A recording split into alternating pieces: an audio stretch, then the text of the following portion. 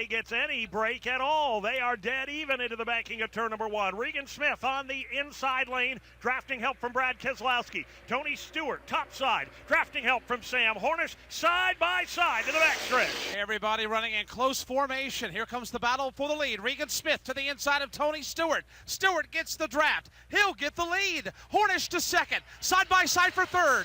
Alex Bowman to the outside of Regan Smith. Alex Bowman gets the shove from Brian Scott in that outside lane. Make that Parker Kligerman to the inside. It's going to be Regan Smith battling back to the inside. He'll take that third spot. Tony Stewart and Sam Hornish pulling away from the field, though, as they come to the line to see the white flag waving here at Daytona. Now the outside lane opens up once again. Regan Smith pulls there to challenge heading to turn 1. Here comes the freight train up the outside lane on the final lap. It's Regan Smith to the high lane. Regan Smith to the lead. Tony Stewart loses his drafting help. He's getting freight train. Bowman gets into the back of Keselowski. Everybody hangs on, and it's Regan Smith to the lead. Unbelievable move off turn number 2, and everybody sorts it out. Here's Tony Stewart trying to wrestle his way to the bottom of the racetrack. He'll go inside. Now he'll fly to the outside. Look out. Here comes Stewart and Hornish for the final time in 3. Tony Stewart trying to regain some of that lost momentum with the help of Sam Hornish, but it is Regan Smith off of turn number 4 with the help of Brad Keselowski for the final time. Tony Stewart going to try to,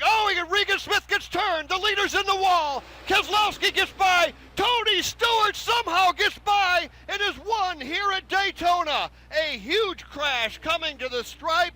Tony Stewart has won. Several cars involved, Joe. A vicious crash involved. Kyle Larson in one, but he is coming out of his race car. The front end gone, the rear end gone, but Kyle Larson out of the car. Tony Stewart has won here. A wild finish. Debris is littered all through the tri-oval here as that 5-6 cars all came together on top of one another up against the outside retaining wall, and Tony Stewart cut through the grass, through the apron in the tri-oval to make the pass and avoid the spinning car of Regan Smith as they came up off the corner, and he will be going to victory lane. Wow, what a finish. We knew that was going to be wild. Tony's picked it up. Let's go to pit road. Well, it's a subdued celebration down here for Tony Stewart and his crew, Ernie Cope and them. They're getting ready to go to victory lane, but looking at Kyle Larson's car, and they're glad that he's crawled out of his automobile. Tony Stewart, for the 7th time, going to NASCAR Nationwide victory lane here at Daytona. And he ties the late Dale Earnhardt with 7 victories in the Nationwide Series here at the World Center of Racing. It's Stewart, Sam Hornish, Alex Bowman, Dale Earnhardt Jr., and Parker Kligerman. That's your top 5. Back at the World Center of Racing, Daytona International Speedway. What a spectacular finish today to the Drive4COPD 300. Tony Stewart has picked up the victory, but it came after a tremendous crash. He would not have been able to chase down Regan Smith as they came down to the line had it not been for Smith getting turned, and then that multi-car crash that ensued. Getting the worst of that was Kyle Larson. The engine came out of the car. One of the wheels is off the car on the ground. His car wound up at the other end of the tri-oval, but Kyle did climb out of the car, is okay, and unofficially the word is everybody involved was okay. Well, and it's amazing, and it's a credit to NASCAR, the people that build these race cars, because we are looking at a littered front straightaway, and as Joe mentioned, the devastation that we see from here, and I'm talking about the white 32 car, or what was one that is now completely destroyed. The black 7 car that by rights was headed to victory lane, Regan Smith, that car completely destroyed. But as Joe reporting, and from what we're understanding at this particular point, the driver's able to climb from those cars and walk away from them. And to our right, down closer to turn number 1, rollbacks are being deployed simply to pick up what's left of those race cars. So a bump draft gone bad, coming back through the tri-oval. Regan Smith getting that bump draft. He got turned into the outside retaining wall, and somehow Tony Stewart managed to snake his way through it. Obviously, you go back and you take a look at all that experience and the type of driver that Tony is. He probably was preparing himself mentally, Joe, that something like this could go on. And for the 7th time in 9 starts here at Daytona, that is an amazing feat in itself. Tony has won the race. He lost the draft when he came by the start-finish line and then tried to put it all back together with Sam Hornish going down the back straightaway. We kind of figured there was no way he would catch him coming off turn 4, and had it not been for Regan Smith getting spun like he did and Tony going all the way down to the apron, this wouldn't have turned out the way it has, with Tony picking up the victory. A lot to talk about now. Let's start with Steve Post. Yeah, Parker Kligerman down here, one of the survivors of this thing as far as your top 5 finishers go. Parker, your run here today, pulling out of Daytona with a top 5 finish. Yeah, this Bandit Chippers Camry was awesome. These Joe Gibbs Racing motors just had a ton of power. They were really reliable, obviously in the draft, being able to get up to hot temperatures and continue.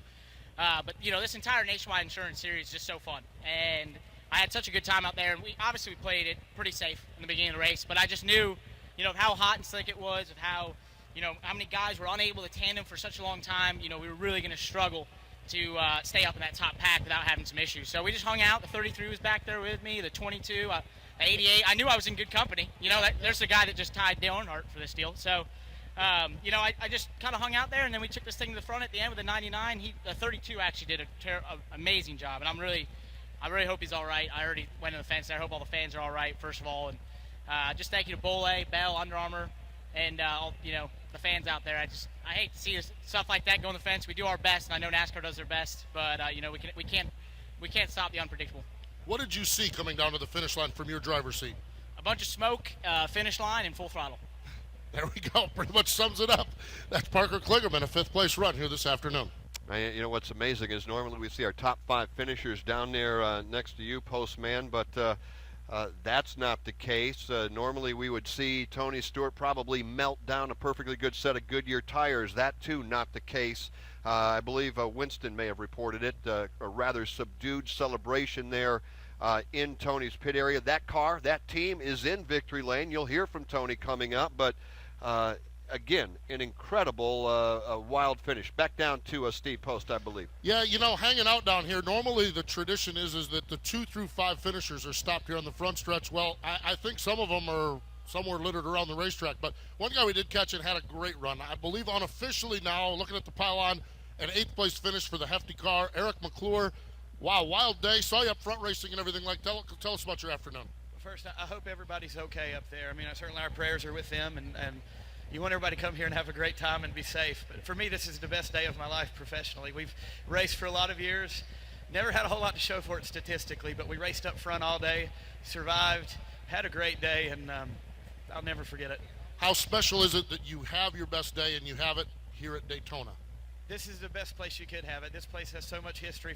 For a NASCAR driver, this is the ultimate place. And for my family, they won so many races here and gave me the opportunity to even start the series and compete. And so many people have helped me over the years. The Hefty brand, Reynolds Wrap, TriStar, Toyota.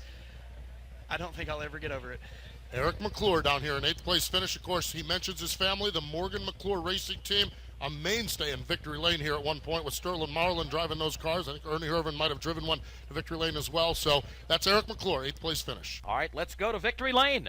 With Tony Stewart, Richard Childress has come down to give him a handshake and a hug. And Tony, tough way to end this one here in Daytona today. Give everybody your thoughts, first of all, what happened there coming to the checkered flag.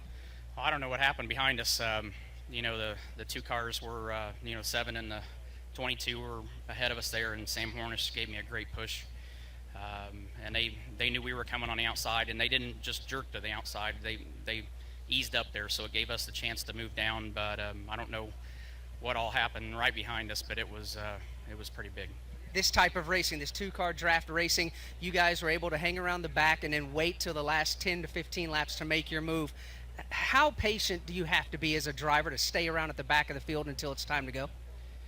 Well, we've always had cautions in this race. It's, a little different than the Cup race. The Cup race, we really don't have a lot of problems, so you can stay lined up and be patient like that, but you're going to have more opportunities to get a caution toward the end. And, I almost messed us up by, getting Austin and myself and the 2-car hung back there in that second pack. But, we got the caution when the 54 lost his motor, and just on the restart, I told Austin, I said, as much as we want to go together, the big thing is just go where you need to go, and trying to figure out the right spot for 2 cars is hard. Figuring out the right spot for 1 car is a lot easier, and then once you get up there, if you can get partnered up with that person, then you go.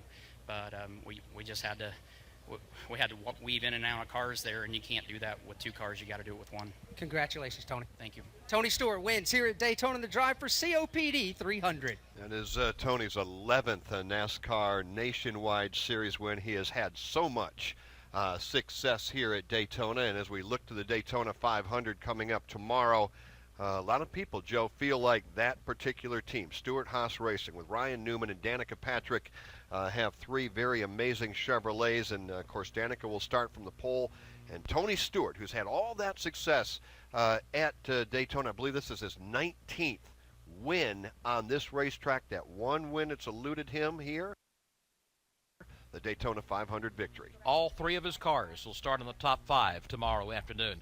And it says a lot about what Tony's put together with crew chiefs and how he's aligned his personnel there at Stewart-Haas Racing. He told us the other day that in addition to doing the full schedule and running the race team, he's running 50 sprint car races this year, and maybe some other things along the way if he decides he wants to do that. Plus, he's running a racetrack, of course, a dirt track at Eldora, where the trucks will run later this year.